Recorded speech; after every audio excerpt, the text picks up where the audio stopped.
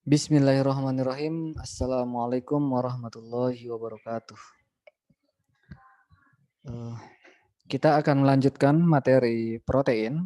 Kali ini bagian kedua. Sebelumnya kita sudah membahas tentang definisi protein dan dilanjutkan dengan struktur dari protein. Nah, untuk bridging ke bonds, bahasan kita pada part 2 kali ini, kenapa kita perlu membahas ikatan-ikatan kimia yang ada di dalam struktur protein?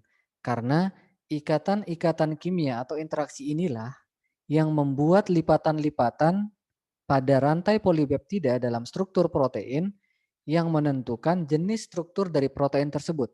Seperti yang sudah kita bahas di minggu sebelumnya. Contohnya, jika tidak ada interaksi lain, yaitu hanya ikatan peptida saja, maka struktur protein tersebut tidak memiliki folding atau lipatan. Maka itu kita sebut sebagai primary structure of protein. Sedangkan jika ada ikatan hidrogen pada setiap gugus amida pada ikatan peptida yang terbentuk, dan ikatan hidrogen ini terbentuk secara beraturan, dengan kata lain semua asam aminonya memiliki kemampuan yang sama untuk membentuk ikatan hidrogen, maka lipatannya menjadi beraturan. Nah, itu menjadikan struktur protein berbentuk helix atau sheet yang masuk ke dalam kategori secondary structure.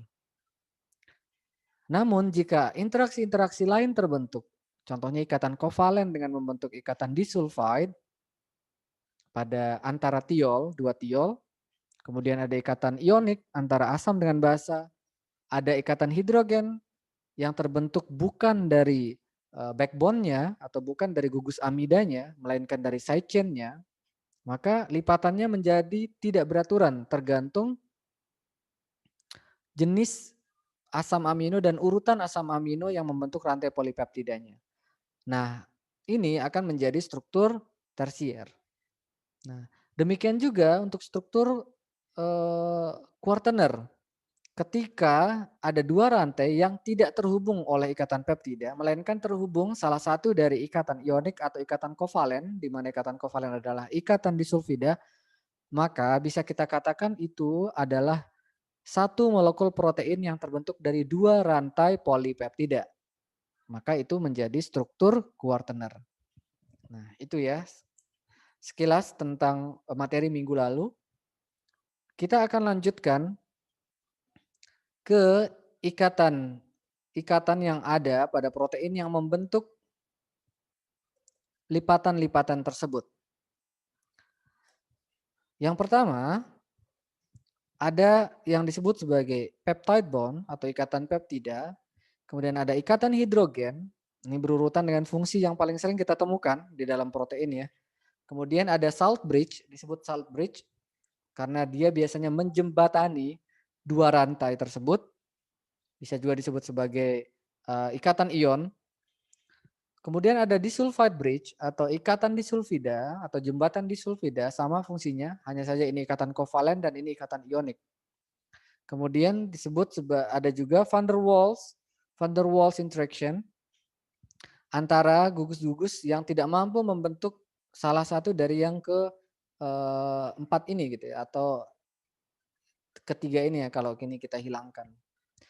Dan yang terakhir kita juga mencoba membahas tentang hydrophobic interaction, atau sebenarnya sama saja ini dengan van der Waals. Karena hydrophobic ini perlu dibahas karena pembentukannya sedikit unik. Inilah yang bertanggung jawab terhadap apakah suatu protein itu bersifat polar secara molekul atau non polar. Dengan kata lain, apakah proteinnya itu larut dalam air atau tidak larut dalam air, misalkan otot, tulang dan sebagainya. Begitu. Kita coba langsung mulai. Ini sudah dibahas berkali-kali, tapi kita bahas lagi supaya benar-benar terikat. terpatri ke dalam pemahaman karena ini adalah intisari dari protein itu sendiri.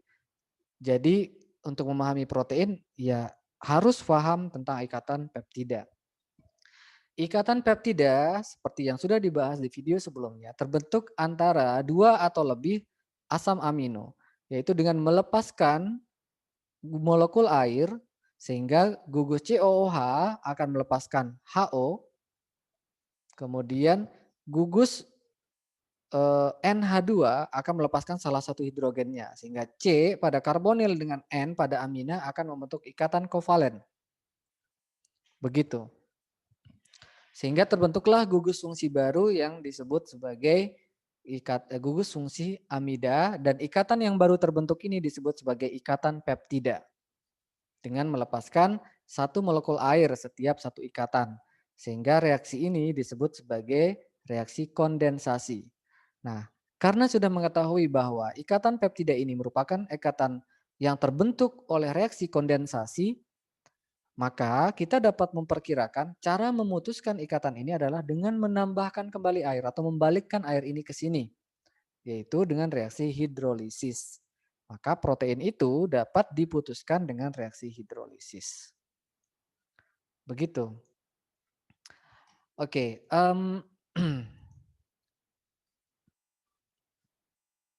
saya coba sedikit, ini walaupun pengayaan ya jatuhnya. Saya coba membahas sedikit mekanisme reaksi bagaimana sih pembentukan ikatan peptida ini. Nah, di sini ada gugus COOH bagian kanan dari asam amino ini, ya. Oke. Plus NH2. Nah, ini NH2 ini adalah di bagian kiri dari asam amino. Oke, ini kita tidak perlu. Nah, yang bertindak pertama kali di sini adalah nitrogennya, karena nitrogen ini memiliki PEB atau pasangan elektron bebas, di mana nitrogen ini karena memiliki PEB, seperti yang sudah kita bahas sebelumnya, ini adalah senyawa amina yang dapat bertindak sebagai nukleofilik, nukleofil. Dengan kata lain, dia mampu membentuk ikatan kovalen antara nukleofil dengan sesuatu yang bersifat parsial positif. Nah, di sini yang bersifat sebagai parsial positif adalah karbonil parsial positif. Maka dia mampu membentuk ikatan kovalen dengan menggunakan PEB ini diserang ke sini, ke C. Kemudian C melepaskan salah satu ikatan pada ikatan rangkap ke O. Gitu. Nah, kalau ada yang bertanya, Pak, kenapa N ini tidak mengambil H? Karena H ini lebih positif dari C. Benar, benar sekali. Hidrogen yang ada di sini lebih positif, jauh lebih positif daripada C ini. Karena positifnya maka dia sampai bebas kan. Karena COH ini H-nya sampai bebas saking positifnya menjadi H+. Jadi enggak cukup hanya sebagai parsial positif saja, dia bisa menjadi H+.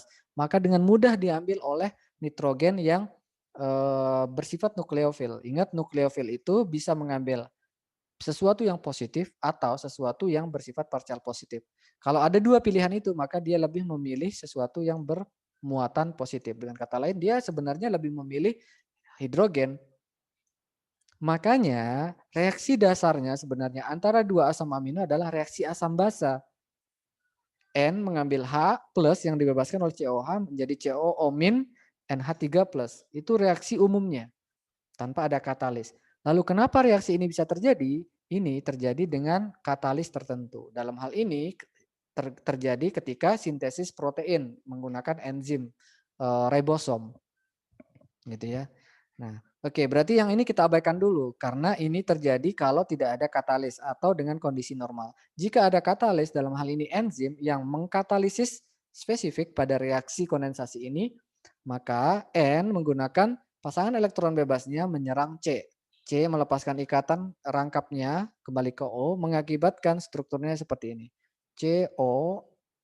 Nah, ini kelebihan elektron 6, maka dia bermuatan negatif. Gitu ya. Kemudian di sini OH masih. Kemudian di sini ada N, di sini ada H, di sini ada H, di sini asam aminonya, di sini asam amino. Nah, karena N menggunakan pasangan elektron bebasnya menggunakan membentuk ikatan kovalen koordinasi di sini, maka dia bermuatan positif. Nah, ini adalah senyawa intermediate. Maka reaksinya terus berlanjut karena sekarang yang bertindak sebagai nukleofil kuat adalah oksigen dan yang bertindak sebagai parsial positif adalah karbon, maka dia bisa kembali lagi ke sini membentuk ikatan rangkap dan memutuskan salah satu ikatan antara OH atau N. Kalau N yang putus maka kembali ke awal, tidak terjadi reaksi. Itu mungkin nggak? Mungkin juga, tapi tidak perlu dihitung karena artinya itu diabaikan karena tidak terjadi reaksi. Maka yang terjadi adalah yang putus OH. Hasilnya akan menjadi CO double bond. OH-nya sudah lepas menjadi N positif karena mengikat 4 atom. Ini karbon alfa, ini karbon alfa. Plus OH min. Karena O-nya sekarang mendapatkan kelebihan PeB. Menjadi bermuatan negatif. Nah, supaya stabil, OH min ini akan menggunakan salah satu pasangan elektron bebasnya mengambil salah satu hidrogen di sini yang bersifat hidrogen asam sehingga hidrogen ini mengembalikan ikatannya ke N kembali menjadi PeB. Sehingga hasilnya akan menjadi CO double bond NH karbon alfa di sini PeB. PeB udah plus H2O. Dari OH ngambil H. Nah, kalau kita benerin, maka ini adalah gugus fungsi amida. Kalau kita kita lingkari ini ya. Ini kan sebenarnya gugus fungsi amida ya. CO double bond NH tuh amida. Nah, begitulah mekanisme reaksinya. Dan ini terjadi akibat ada katalis enzim di dalam tubuh yaitu ribosom.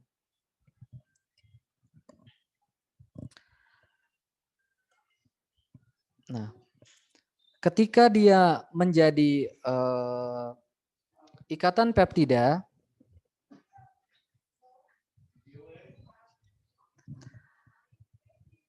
maka ini bisa terbentuk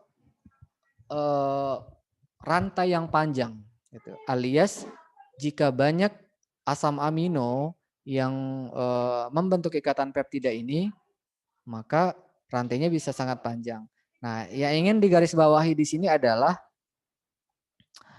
ketika jenis asam amino memiliki R tertentu, dalam hal ini cuma dua pilihannya ya, ada yang non polar dan ada yang polar, baik itu yang charged polar yang bermuatan atau uncharged polar di sini yang tidak bermuatan yang hanya berparsial.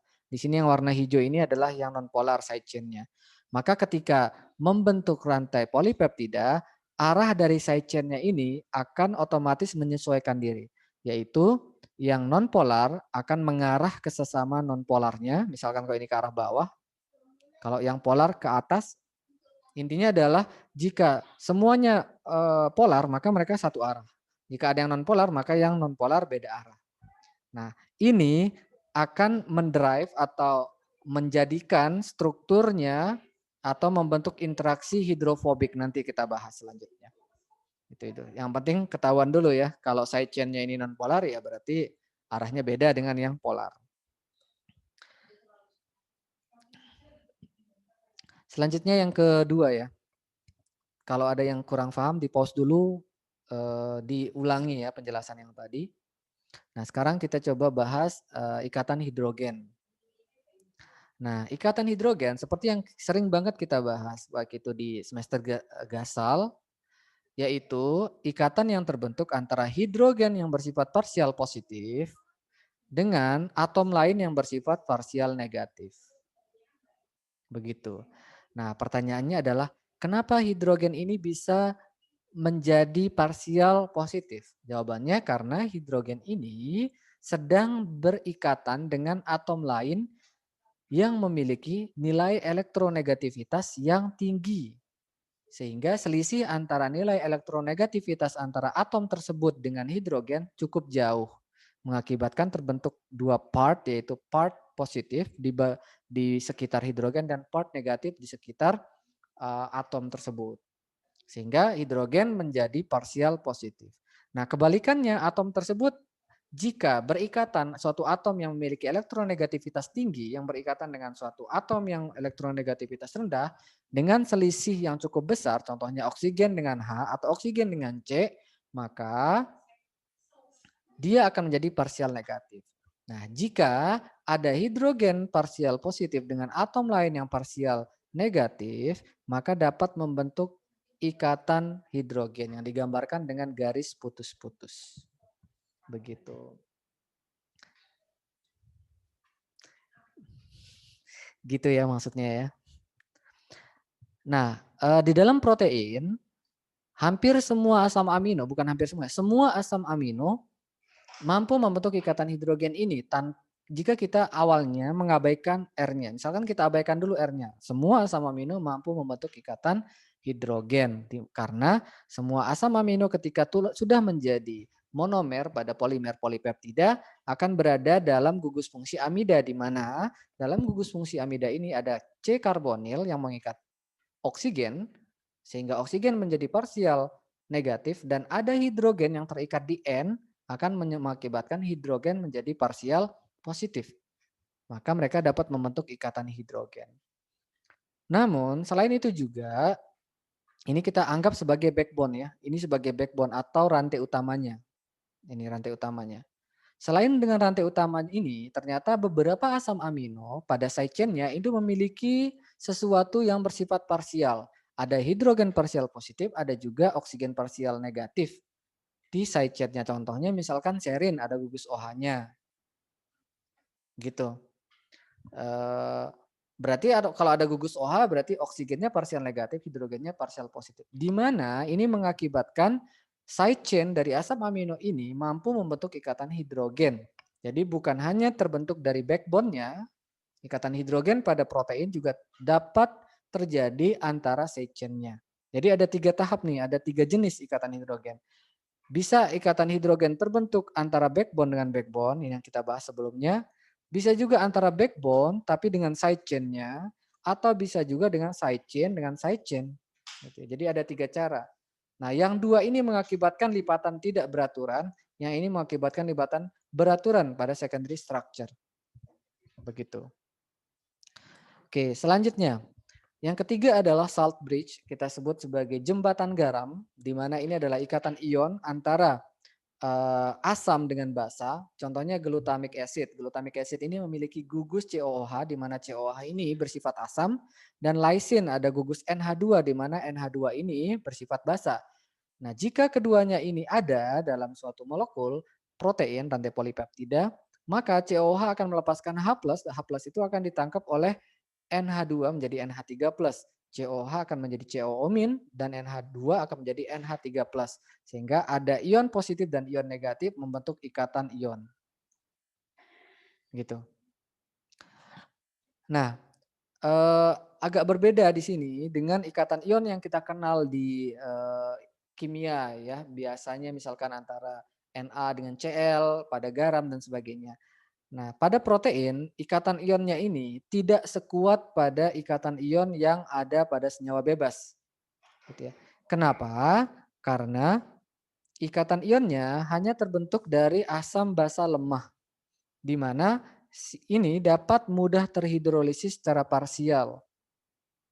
Gitu ya. Jika tidak mengetahui apa hidrolisis parsial, silakan nanti mungkin bisa saya bahas di video terpisah atau kalian bisa browsing dulu apa yang dimaksud dengan hidrolisis parsial pada asam basa lemah pada senyawa organik. Begitu. Intinya adalah ini tidak sekuat pada ikatan ionik pada garam-garam yang kita kenal di senyawa-senyawa bebas.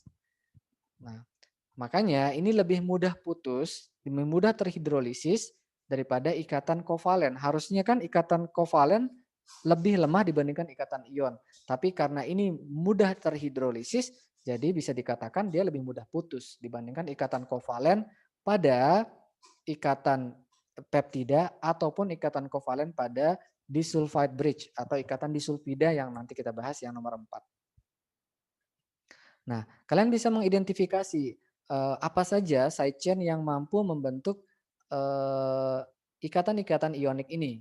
Misalkan ada glutamic acid, ada aspartic acid, atau lysine, ada arginin, ada histidine. Nah, itu semua yang bersifat basa dan asam.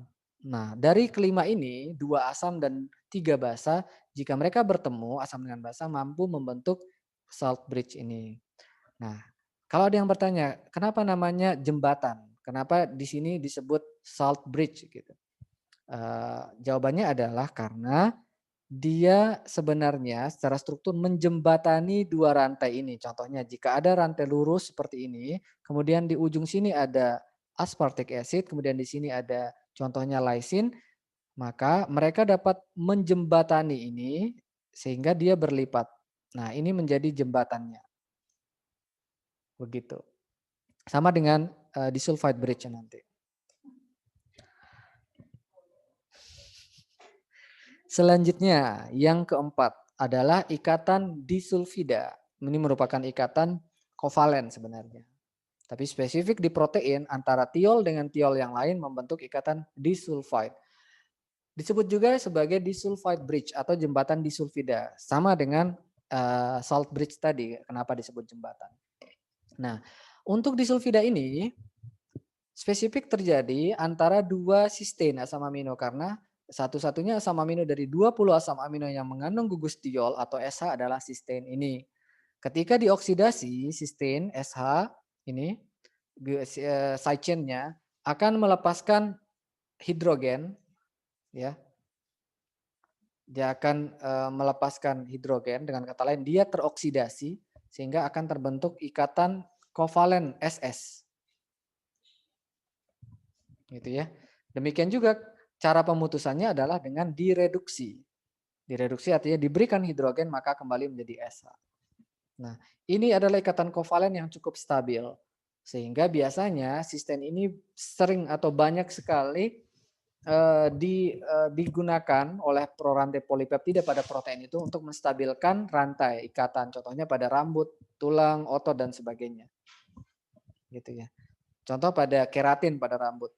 Jadi kalau sistemnya putus, maka rantai-rantai pada, nih saya coba gambarkan gini ya. Ini anggap aja sebagai satu rantai polipeptida pada rambut, ini rantai yang kedua, dan ada ratusan rantai yang lain. Nah, supaya ini tidak pisah-pisah, jadi ini diikat. Sebelah sininya diikat oleh SS. Sebelah sininya mungkin dengan SS yang lain. Begitu. Jadi jika SS ini putus, maka ini akan, ini kalau dianggap gini ya, ini sebenarnya gini, compact seperti ini. Ketika SS-nya putus, maka ini bisa melebar kayak gini. Nah, ini yang kita sebut sebagai rambut bercabang. Jadi kalau kalian rambutnya ada disebut rambut bercabang, maka itu bisa disimpulkan kekurangan asam amino sistein, dengan kata lain kekurangan ikatan disulfida. Gimana cara mengobatinya atau mencegahnya? Ya harus banyak memakan atau mengkonsumsi suplemen yang mengandung sistein. Bisa dari makanan, bisa juga dari langsung diberikan ke struktur rambut atau sel rambut. Apa yang banyak mengandung sistein? Contohnya keratin.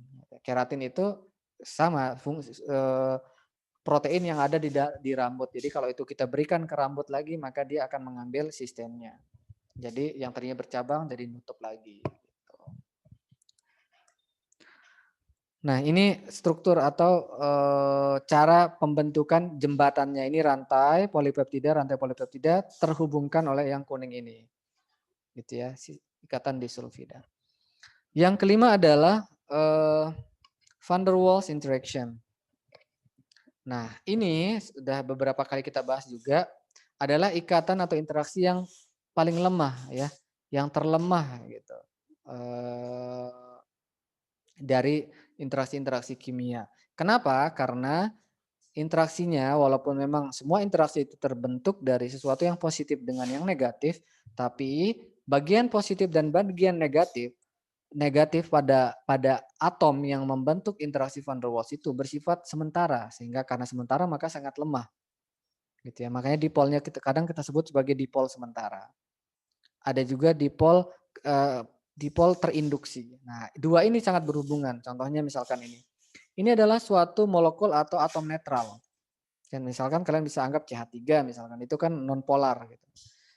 Nah, karena ada banyak elektron di sini, maka elektronnya itu bisa berputar atau apa sih istilahnya ya, berotasi lah, bukan berotasi ya. Mengelilingi itu apa sih?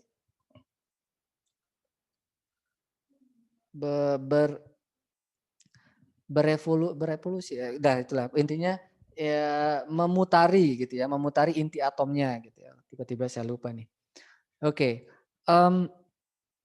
Ketika semua elektronnya mengitari inti atom, maka dengan banyaknya elektron akan ada suatu sepersekian detik ya, ada suatu waktu si elektron ini berada pada sisi yang sama sehingga meninggalkan kekosongan elektron pada sisi sebelahnya.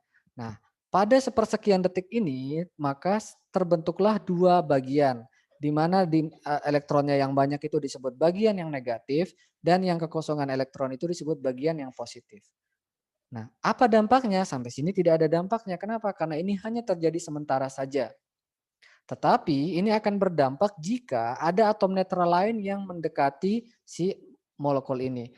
Jika saat sepersekian detik itu terbentuk suatu yang positif, akan menginduksi yang tadinya netral. Yang positif ini jika didekatkan ke molekul netral ini, maka dia akan menarik elektronnya sehingga netral ini akan membentuk dipol lagi. Nah, ini disebut dipol sementara. Nah, ini disebut dipol terinduksi. Nah, ikatan van der Waals ini terjadi akibat interaksi ini. Bisa saja dua-duanya terbentuk jadi dipol sementara, bisa juga dua-duanya terbentuk dari dipol terinduksi. Terinduksi oleh apa? Bisa aja terinduksi oleh parsial yang lain. Misalkan parsial positif dari suatu molekul yang polar. Bisa. Intinya adalah ikatan van der Waals ini terbentuk jika ada molekul nonpolar yang saling berdekatan. Gitu. Jadi kalau mereka tidak berdekatan, maka tidak terbentuk interaksinya. Contoh begini. Jika ini adalah suatu rantai polipeptida dan ini misalkan ada CH3, di sini ada isopropil, di sini ada CH3 lagi. Jika cuma rantai kayak gini, maka yang ini dengan yang ini tidak berinteraksi. Karena mereka lemah untuk membentuk lipatan. Karena kalau mereka berinteraksi, ini harus berlipat nih, ini harus berlipat. Supaya ini berlipat, lebih besar energi yang dibutuhkan daripada mereka untuk stabil berinteraksi. Jadi daripada gitu ya mereka menjadi tidak berinteraksi. Tetapi jika sebelah sini ada, misalkan di sini ada OH, di sini juga ada OH, yang mengakibatkan ini menjadi berlipat seperti ini, OH ya, OH dengan OH, maka yang tadinya di sini alanin, di sini valin, di sini alanin menjadi berdekatan. Akibatnya ini akan berdekatan yang mengakibatkan mereka berinteraksi secara van der Waals. Contohnya di sini, ini karena berdekatan. Gitu ya. Dengan kata lain jika terjadi interaksi kayak gini gitu ya. Ini tidak bolong gitu ya, tidak ada interaksi bukan, tapi karena ada senyawa nonpolar di sini mereka berdekatan, mereka dapat berinteraksi. Jadi lebih kompak.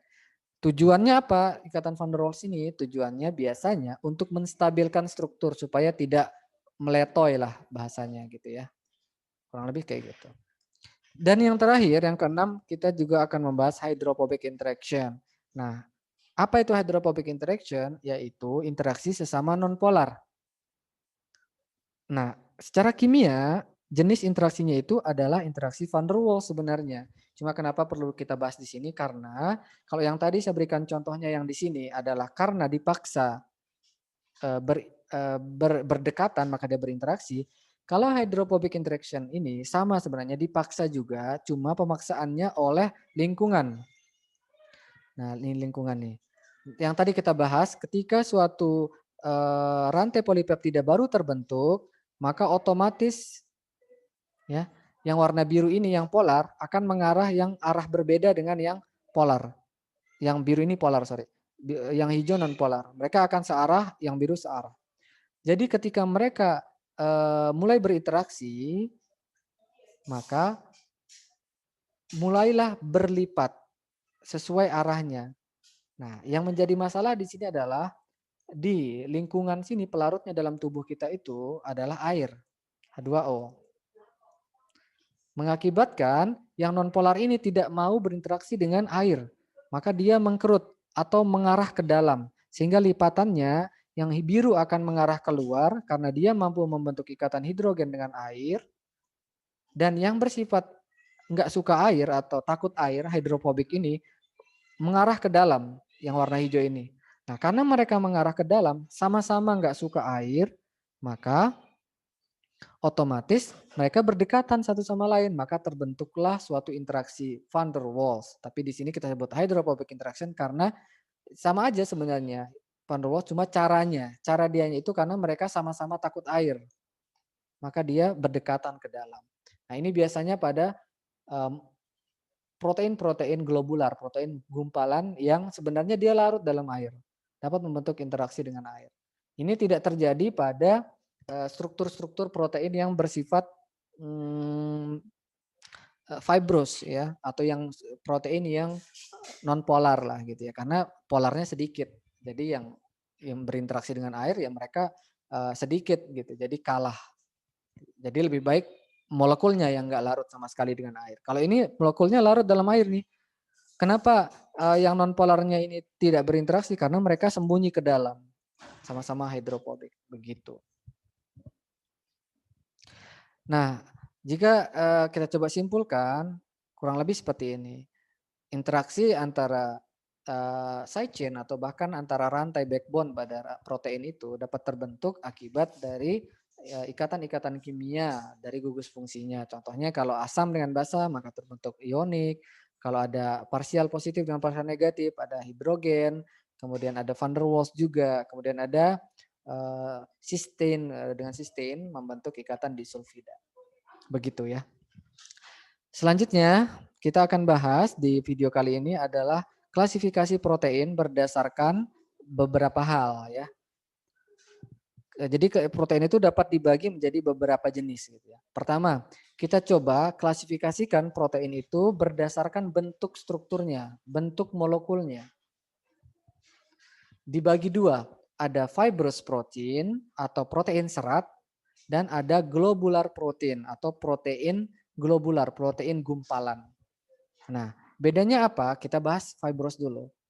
Fibrous protein ini, contohnya ini kayak berbentuk serat-serat gini. Disebut juga sebagai extended protein structure atau protein yang strukturnya itu dapat mengembang.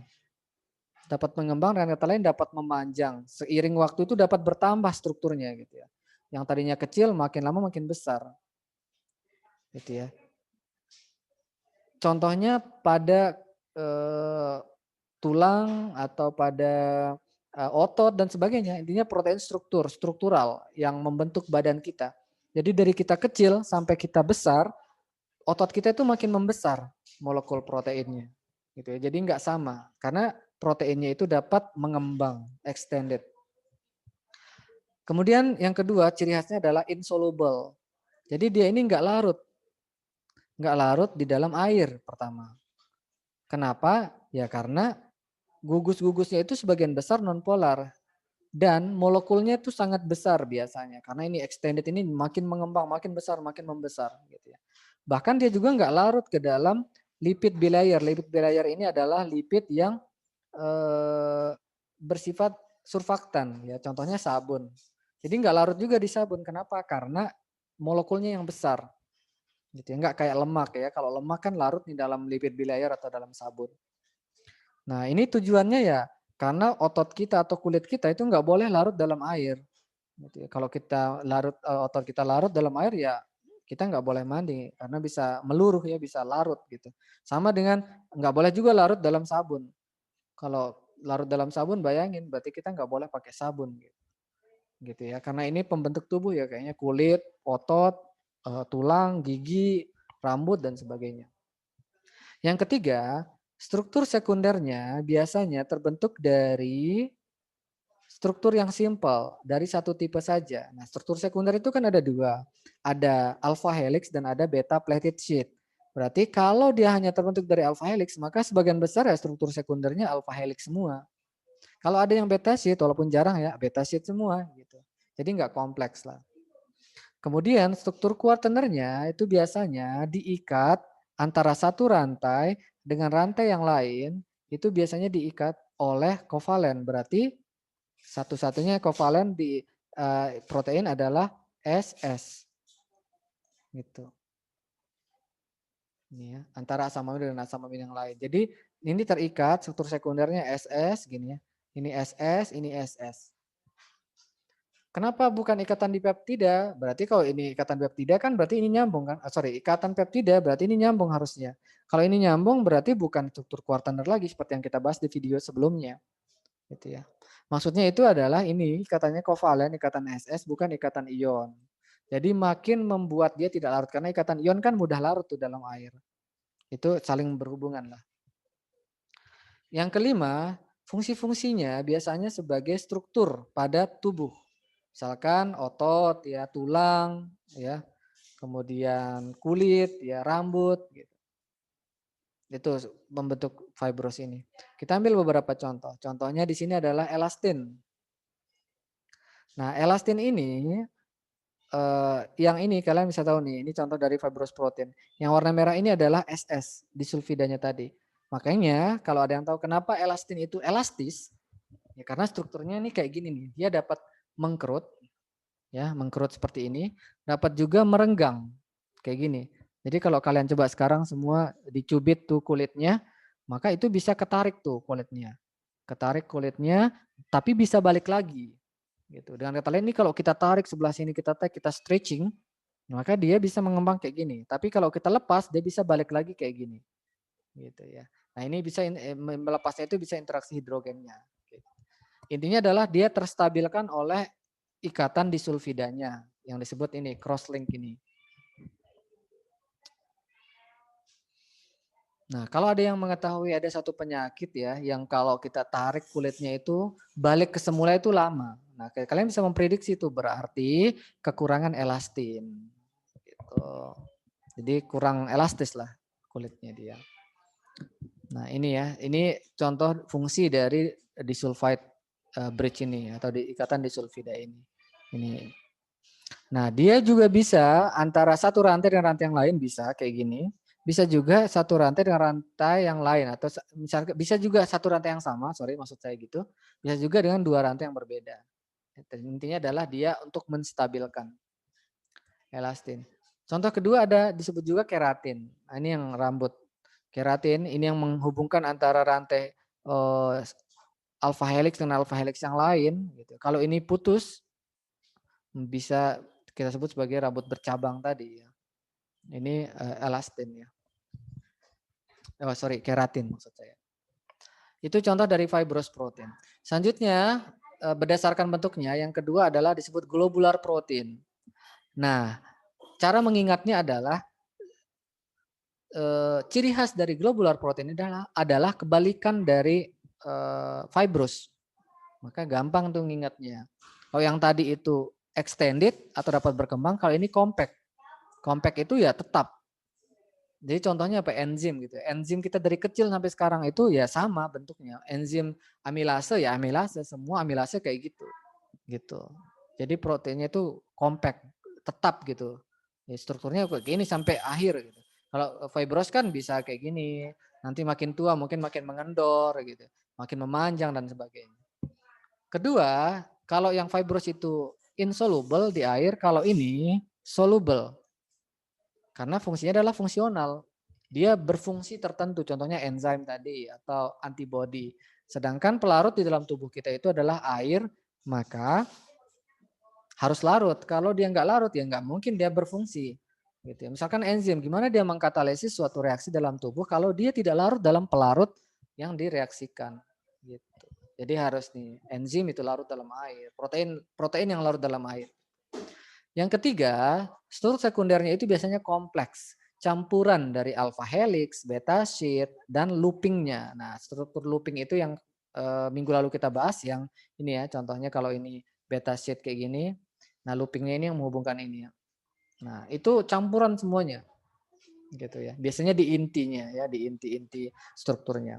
Yang keempat, struktur kuartenernya biasanya dihubungkan oleh yang bukan kovalen, berarti ikatan ion, kebalikannya.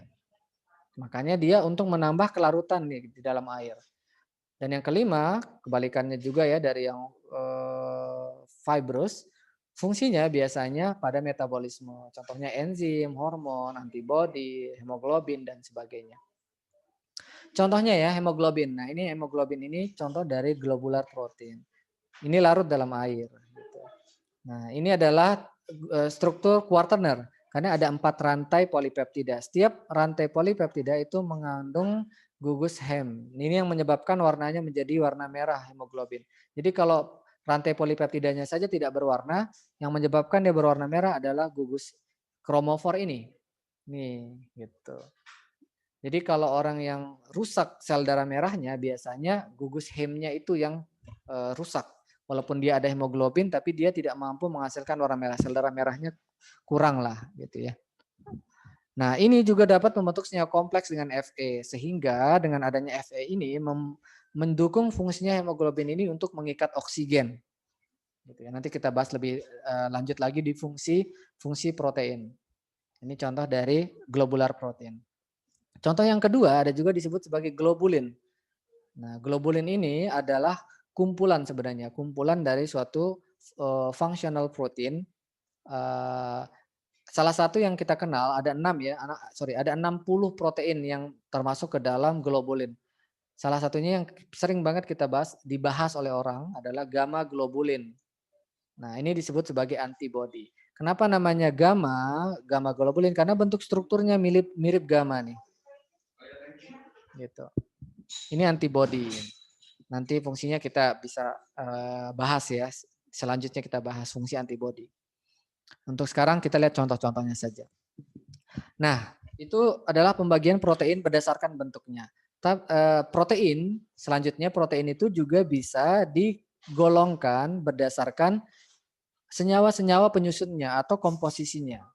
Yang pertama disebut sebagai simple protein atau protein sederhana, yaitu protein yang hanya mengandung asam amino saja. Dengan kata lain, nggak ada senyawa lain. Contoh, kalau hemoglobin ini, kalau ditanya apakah ada senyawa lain selain asam amino di sini? Ada, ini senyawa Hem, senyawa gugus Hem, ada Fe juga. Berarti ini bukan simple protein gitu. Contoh dari simple protein ada histone, ada protamin. Histone ini ada di kromosom, protamin ini ada sel sperma. Nah, itu simple ya, disebut sebagai simple protein juga. Apakah kulit itu simple protein, misalkan keratin? Enggak juga, karena dia biasanya mengikat gugus-gugus yang berwarna. Makanya kulit orang warnanya juga bisa beda-beda. Bukan proteinnya yang berwarna tertentu, tapi dia mengikat senyawa yang memberikan pigmen warna. Gitu. Jadi bukan proteinnya ya, bukan polipeptidanya, sorry. Proteinnya ya proteinnya yang telah mengikat itu, yang kita sebut sebagai nanti yang kedua ya, namanya conjugated protein. Nah, contoh dari simple protein ini ada histone. Nah, histone ini banyak nih jenisnya. Ada histone oktamer, ini yang paling stabil nih. Histone oktamer ini fungsinya adalah sebagai tempat menggulung DNA supaya DNA-nya nggak kusut. Jadi kalau DNA-nya kusut susah untuk transcription, susah untuk membentuk membentuk protein baru gitu ya untuk diterjemahkan oleh RNA. Jadi supaya compact dan mudah digulung butuh histone. Gitu. Yang kedua disebut juga sebagai conjugated protein atau protein terkonjugasi, yaitu protein yang bukan hanya mengandung asam amino. Tidak hanya mengandung asam amino tetapi mengandung senyawa-senyawa lain. Contohnya lipoprotein kalau dia mengandung lipid juga. Jadi ada polipeptida, ada lipid namanya lipoprotein. Ini protein namanya conjugated protein. Glikoprotein ada polipeptida dengan gula. glukosa, atau karbohidrat, glikoprotein. Nukleoprotein ada polipeptida mengikat asam nukleat, misalkan DNA, RNA gitu. Kemudian ada juga metaloprotein. Polipeptida mengikat metal atau logam, contohnya tadi hemoglobin mengikat Fe. Kromoprotein mengikat gugus-gugus krom atau gugus kromofor yang membuat zat warna gitu ya. Itu protein terkonjugasi. Contohnya ya lipoprotein. Lipoprotein ini contohnya ini peripheral apoprotein ini. Contoh lipoprotein yaitu protein yang mengikat lemak ya. Mengikat lemak ya. Banyak lemak yang diikat, ada trigliserida, ada kolesterol, ya lipid ya. Ini lipid semua nih, trigliserida, fosfolipid, ada kolesterol ester. Ini protein sebenarnya. Jadi ini kita kenal ada LDL, ada HDL. Ya, kalau proteinnya sedikit namanya low density lipoprotein LDL. Jadi lipidnya yang banyak, itu yang membuat kelarutannya rendah. Maka dapat menyebabkan kolesterol tinggi, disebut sebagai kolesterol tinggi, dapat berdampak pada penyumbatan pembuluh darah karena kelarutannya rendah. Suatu saat dia bisa terendapkan sehingga mengendap di pembuluh darah, menyumbat pembuluh darah. Yang bagus itu adalah high density lipoprotein, yaitu proteinnya yang lebih besar, yang lebih banyak. Yang ini yang larut di dalam airnya, larut di dalam darahnya. Maka kelarutannya tinggi, lipidnya yang atau kolesterolnya yang sedikit, gitu ya. Nanti kita bahas lebih dalam lagi di situ. Contoh yang kedua ada kalau dia mengikat karbohidrat disebut glikoprotein, biasanya pada membran. Makanya jangan menganggap bukannya pembentuk tubuh kita itu protein, iya benar. Berarti kalau kita makan nasi aja nggak gemuk dong, karena kan tubuh kita protein. Kalau sederhananya mungkin iya, tetapi ingat karbohidrat itu juga dapat terikat di protein. Dia akan menambah massa protein ini. Bukan protein yang bertambah masanya, tapi kulit kita misalkan. Karena ada nambah karbohidratnya, maka ukurannya lebih besar, jadi membuat kegemukan, gitu ya, obesitas dan sebagainya lah. Polipeptidanya sih sedikit, gitu. Massa proteinnya, massa polipeptidanya sedikit. Ada juga contohnya nukleoprotein atau membentuk ikatan dengan DNA atau RNA, gitu ya. Contohnya pada nukleosom. Ini nukleosom. Nukleosom itu ada pada kromosom. Selanjutnya ada metaloprotein pada hemoglobin yang tadi kita bahas. Ini gugus hemnya mengikat Fe, maka ini disebut metaloprotein juga. Ada juga gugus kromoprotein, misalkan mioglobin.